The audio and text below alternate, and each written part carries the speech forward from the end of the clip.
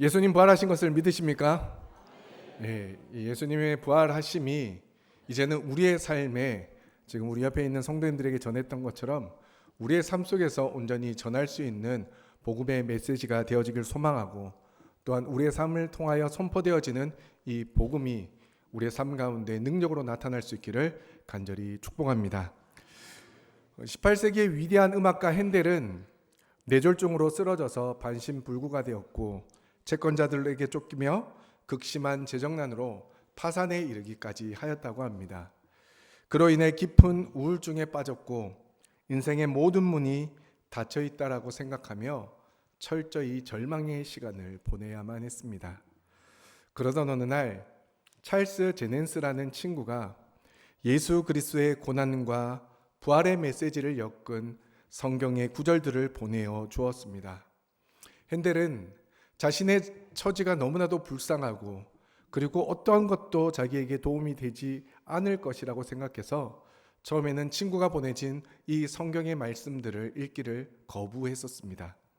그러다 홀로 방에 앉아서 이사야의 고난받는 종에 대한 예언과 사도 바울의 장엄한 부활의 메시지를 한 절 한 절 읽어내려가면서 결국에는 하나님의 말씀이 절망에 빠진 그의 심령에 강하게 두드렸고, 그로 인하여 그의 영혼에 생명의 빛이 다시 스며드는 것을 느끼게 되었다고 합니다.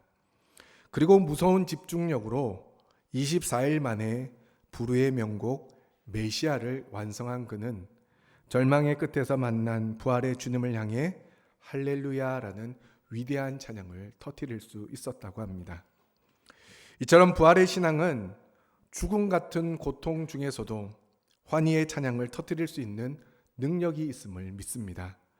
오늘 우리가 읽은 본문 역시 이와 동일한 메시지를 전해주고 있습니다. 베드로는 3절 상반절 말씀에서 우리 주 예수 그리스도의 아버지 하나님을 찬송하리로다라고 선포하고 있습니다. 핸델이 경험했던 것과 같은 동일한 부활의 간격으로 이 베드로 전서를 시작하고 있다는 것입니다. 당시 이 편지를 받던 초대교회 성도들의 상황이 어떠했습니까? 그들은 로마의 극심한 박해 가운데 신앙을 지키기 위해 집과 고향을 떠나야 했고 날마다 생명의 위협을 느끼며 살았습니다. 누구 하나 자신들을 도와줄 이 없이 그저 오늘 눈 뜨는 것조차도 고통 속에 살아가야 하는 것이 초대교회 성도들의 삶의 모습이었다는 것입니다. 세상의 눈으로 보면 철저한 비극이자 절망 그 자체가 로마의 박해 속에 살아가던 그리스도인의 삶이었습니다.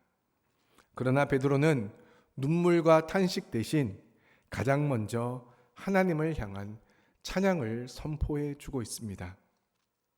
힘들고 어려운 상황 가운데 하나님을 찬양하는 것이 쉬운 일입니까? 결코 그렇지 않을 것입니다. 그런데 베드로는 어떻게 베드로전서의 시작을 이렇게 주님을 찬양하는 선포로 시작할 수 있었던 것일까요? 바로 예수 그리스도의 부활이 절망에 빠진 그들에게 산 소망이 되었기 때문입니다. 조금 더 쉽게 말씀드리면 살아있는 소망이 되었기 때문이라는 것입니다. 3절 하반절 말씀을 보시면 예수 그리스도를 죽은 자 가운데서 부활하게 하심으로 말미암아 우리를 거듭나게 하사 산 소망이 있게 하시며라고 말씀합니다. 세상이 주는 소망은 상황이 나빠지면 꺾이고 질병 앞에서 무너지고 결국 죽음이라는 무덤 앞에서 완전히 썩어져 버리는 죽은 소망뿐입니다.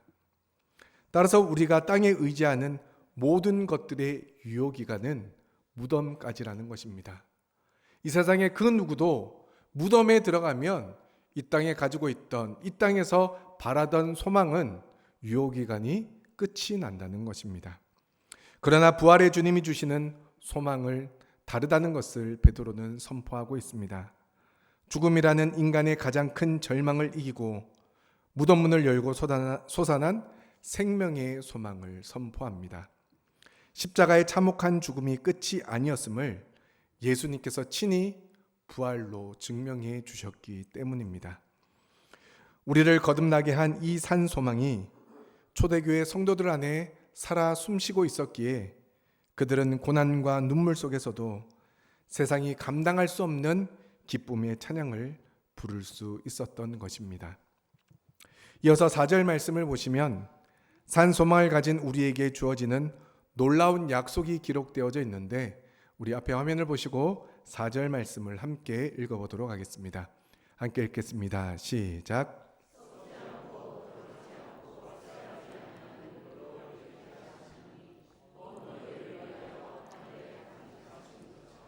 아멘. 베드로는 우리가 받을 하늘의 유업을 세 가지 단어로 설명해 주고 있습니다. 첫째, 썩지 않는다는 것입니다. 이는 이 땅의 물질처럼 부패하거나 죽음에 굴복하지 않는 영원한 생명의 속성을 의미하는 말입니다. 두 번째, 더럽지 않다는 것입니다. 인간의 죄와 탐욕으로 얼룩진 세상의 권세와 달리 어떤 제약으로도 오염되지 않는 절대적인 순결을 의미합니다. 세 번째는 쇠하지 않는다는 것입니다. 이 말은 결코 시들지 않는 꽃을 의미하는 단어에서 유래한 것으로 시간이 흘러도 찬란한 영광이 조금도 바래지지 않음을 뜻하는 말입니다. 이처럼 하나님께서는 썩지 않고 더럽지 않고 쇠하지 않는 완벽한 유업을 우리를 위해 가장 안전한 하늘에 간직해 두셨다라고 말씀해 주고 있습니다. 여기서 간직하다라는 단어의 원어적인 뜻은 군대가 성을 겹겹이 에워싸고 철동같이 방어하고 있는 상태를 나타내는 말입니다. 이 땅의 영광은 한순간에 도둑맞거나 무너질 수 있지만 하나님이 우리를 위해 하늘에 완벽하게 지키고 간직하고 계신 유업은 사망 권세조차 결코 빼앗을 수 없는, 즉 이 땅의 어떠한 권세도 빼앗을 수 없는 영원한 유업이라는 사실을 말씀해 주고 있습니다. 당시 나그네처럼 고난받는 성도들이 기뻐할 수 있었던 이유는 베드로를 통해서 선포되어진 부활의 소망과 약속의 말씀을 온전히 믿고 있었기 때문입니다. 그러므로 우리도 이 완벽하고 영원한 생명의 유업을 이을 당당한 상속자가 되었다라고 성경은 말씀해 주고 있습니다. 그런데 하나님은 우리를 위해 이 유업을 하늘에 간직해 두고 계시다 또한 약속해 주고 있습니다. 사랑하는 성도 여러분, 부활의 주님은 어제나 오늘이나 영원히 동일한 분이십니다. 무덤을 여신 그 크신 능력이 오늘 우리의 삶의 닫힌 문을 열어주시고 우리의 무거운 탄식을 기쁨의 찬양으로 바꾸어 주실 줄 믿습니다. 이제 우리는 그 부활의 벅찬 기쁨을 우리 마음에 담아 찬양대와 함께하는 부활절 칸타타로 하나님께 함께 올려드리기를 소망합니다.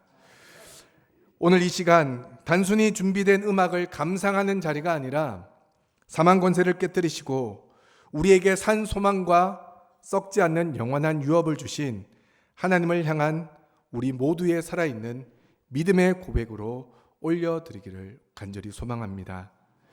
핸델이 부활의 하나님을 만났을 때 절망을 딛고 일어나 영혼 깊은 곳에서 할렐루야를 길어 올렸던 것처럼 오늘 울려 퍼지는 이 찬양의 가사 하나하나가 저와 여러분들의 진실한 믿음의 고백이 되어지길 소망합니다.